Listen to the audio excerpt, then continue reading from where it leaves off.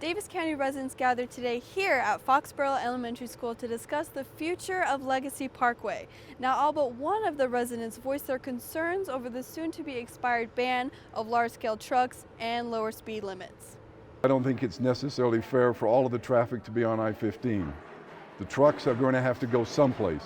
This assembly hall full of people would have to disagree. The discussion of the possible highway expansion brought out intense emotions from the crowd tonight. No! The majority of the people here see the expiration of the lower speed limit and large trucking ban as a deathly mistake. People are dying on it going 55 miles an hour. I just don't think it should be a freeway. The top concern from residents is what the highway expansion would do to their air quality and surrounding environment. I believe that the environment is crucial the way we have it now, and I think it's going to destroy it if we allow truckers. As residents listen intently, taking note of the panelists' input over the issue of Legacy Parkway, one thing is clear: the ban expiration won't go down without a fight. Now, these changes will come to Legacy Parkway if lawmakers decide not to extend the ban in this upcoming legislative session. As for now, reporting in North Salt Lake, I'm Kilee Thomas, ABC4 News. This backyard is home to dozens of rescued farm animals. Their owner is questioning whether she's done more harm than good. They're all here because they had nowhere else to go, and then I feel like I failed them because the city failed them. These guys are 14 ducks, 13 chickens, 2 geese, a turkey, and a horse. The problem?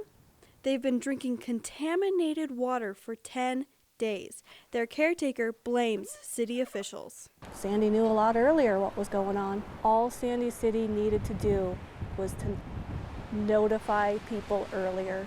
There's so much that could have been done differently. Sandy officials told residents to stop drinking the water. Unhealthy levels of fluoride, lead, and copper were found. But what about the animals? Residents now concerned over their animals' health. What happened to them? Do they have long-term effects? I mean, they're animals. They can't speak to us. Sandy officials say it's now safe to drink the water. She doesn't believe them, but finds she has no other option than to drink the water. I have no choice but to give it to my flock. I know Sandy City came out and tested my water once, and I know they said it was fine, but there's no trust there now. Now, there's still a lot of unanswered questions this resident wants answered tomorrow night at the City Council meeting. As for now, reporting in Sandy, I'm Kilee Thomas, ABC4 News.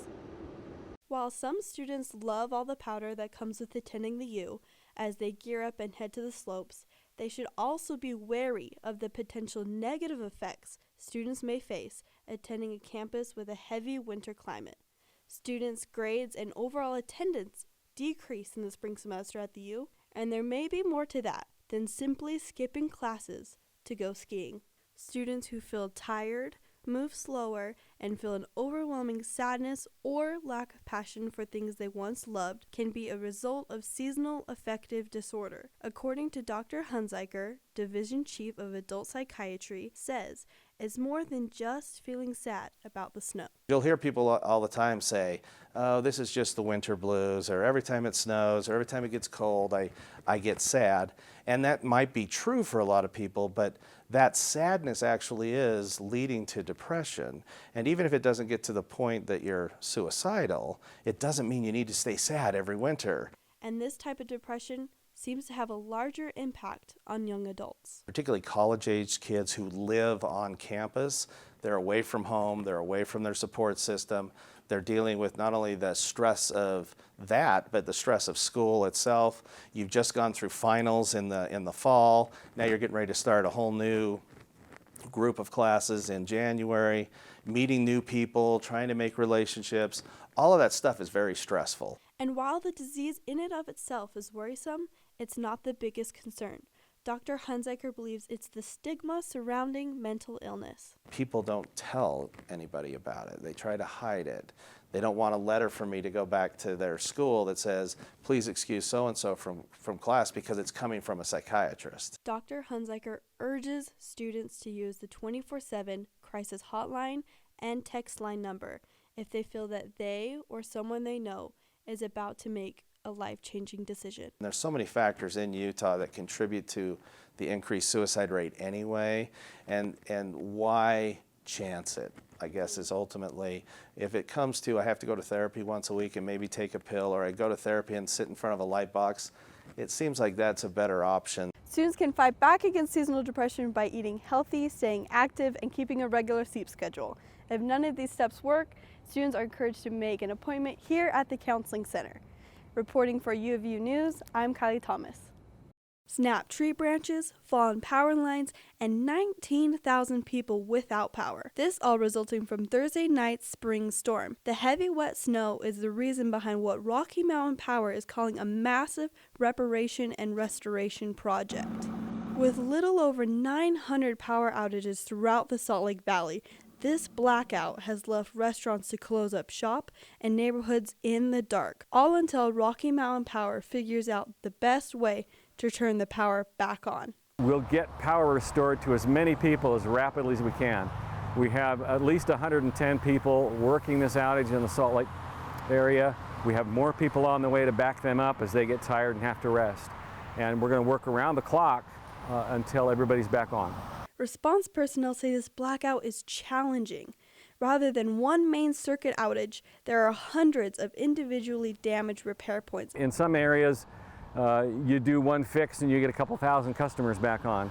Here it's going to be one fix gets many fewer customers back on. Rocky Mountain Power has called in additional outside crews to strap in and relieve the workers who have been working all day and night since this storm. They're hoping to restore power back to their customers as quickly as possible.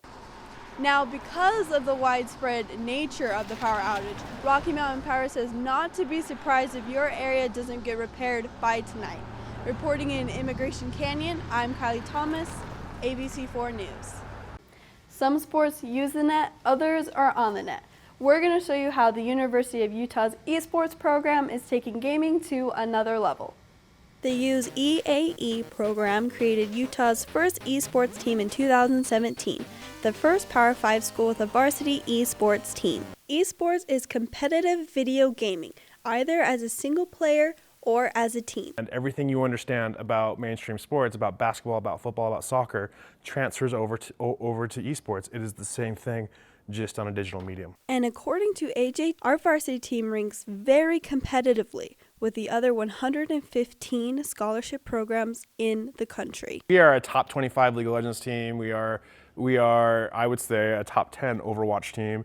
We have easily the best Hearthstone team in the country. And we're very good at Rocket League. How big is esports? To give you an idea, this year's Super Bowl averaged 98.2 million views. The 2008 League of Legends Championship was streamed more than 205 million times all at once. It's fair to say esports is a hit, but is it a big enough hit to change the collegiate lifestyle? What is the mainstays of collegiate life on a big college campus? It's showing up in the student section of a basketball game, going to college football games, going to tailgates, engaging in those pillars of what it is to be a college student and campus life. Those things are changing a little bit. College students and millennials are disengaging from some of those aspects of what our parents understood from collegiate life. So it is the new college football and the new college basketball, and that's what we hope it becomes. So, what does it take to make the team? We sat down with Ming Zhang, one of the 11 League of Legends players, to ask what makes a great player. To be a good gamer, you have to think outside the box sometimes. And also I think to be a good gamer, you have to have a calm head. Don't take it too serious because it's a game after all. Students who are interested in competing on the esports team can expect to put in 20 hours a week. Ming says it's not all fun and games. People think at our practice we just play games for 3 hours straight. No, we have sessions where we go over our old games and what could done better, and there's strategies to every game. While professional gamers can count on retiring early at the age of 25 due to slowed down reaction time, esports isn't looking to recruit professional gamers. They're looking for students. We are not interested in people that want to use the college platform to only jump off into an esports career. They need to want to come here to be students. They need to want to get a degree. They need to want to be able to use those things for what they're going to do throughout their lives. To see if I had what it takes to make the team, I went on a head-to-head match with Ming. Yeah? Yeah. Oh, you putting the damage down. Yeah. Up, you're done No, now. run. Run back to your tower. Oh, it's too late. I lost in a matter of 12 seconds, as if to prove that competitive gaming is a sport requiring strategy, skill, and agility. Reporting for U of U News, I'm Kilee Thomas.